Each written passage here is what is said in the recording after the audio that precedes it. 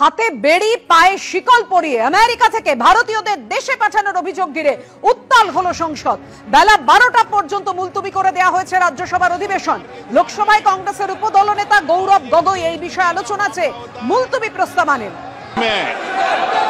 और ये विदेश नीति का मामला होता है, दूसरे देश का विषय है, भारत सरकार के संज्ञान में।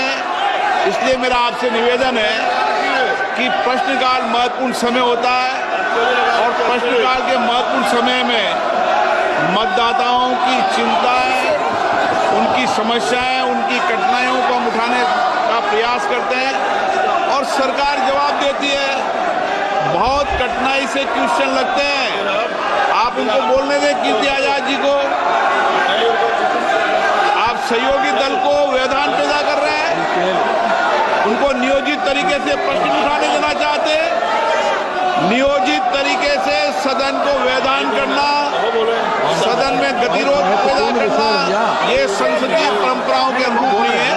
मेरा आपसे आग्रह है, आप अपने अपने विषय में उठे।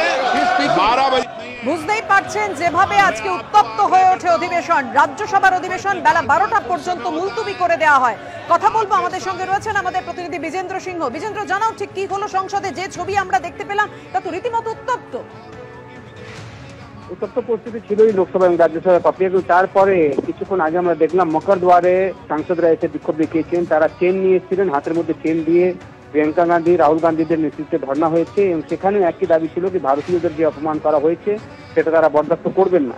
মনে রাখতে হবে, আমেরিকা থেকে যে 100 থেকে বেশি ভারতীয় যারা বেআইনিভাবে গেছিলেন সেখানে তাদেরকে ডিপোর্ট করা হয়েছে।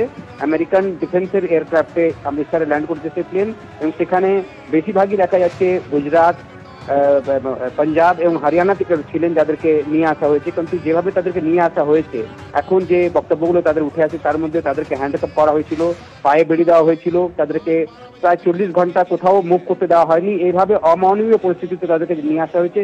সেটারই প্রতিবাদ করছেন বিরোধীরা। সরকার থেকে জবাব দেওয়া হচ্ছে। লোকসভা রাজ্যসভাতেও অ্যাডজমেন্ট নোটিশ দেওয়া হয়েছিল, রাজ্যসভাতে আমরা দেখলাম টিএমসিও নোটিশ দিয়েছিল, যেটা সাগরিকা ঘোষ জানালেন এবং তারা সকালেও ওয়াকআউট করেন, কিন্তু হাউস অ্যাডজার্ন হয়ে যায় 12টা অবধি।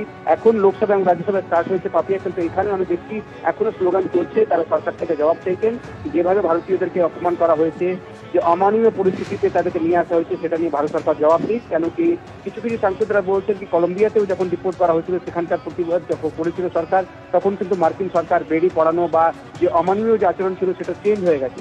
সেক্ষেত্রে ভারত সরকার কেন প্রতিবাদ করছে না, এই দাবি করছেন বিরোধী সাংসদরা। ধন্যবাদ তোমায়। অর্থাৎ বুঝতেই পারছেন, ভারতীয়দের নিয়ে যখন বিমান ফিরলো, যে অবস্থায় তাদেরকে নিয়ে আসা হয়েছে, ফেরত পাঠানো হয়েছে, একেবারে হাতে বেড়ি ও পায়ে শিকল পরিয়ে অপমান করা হয়েছে ভারতীয়দের, এই অভিযোগ তুলে আলোচনা চাইল বিরোধীরা এবং তাতেই উত্তাল হলো আজকে অধিবেশন। কংগ্রেস মন্তব্য করেছে, ভারতীয়দের এইভাবে ভারতীয় অভিবাসীদের ফেরত পাঠানোর প্রক্রিয়া অত্যন্ত দুঃখজনক ও অপমানজনক। ভারতীয়দের প্রতি অমানবিক আচরণ ও মর্যাদাহানি রুখতে অবিলম্বে সংসদে আলোচনা চাই, এক সুরে বলল বিরোধীরা।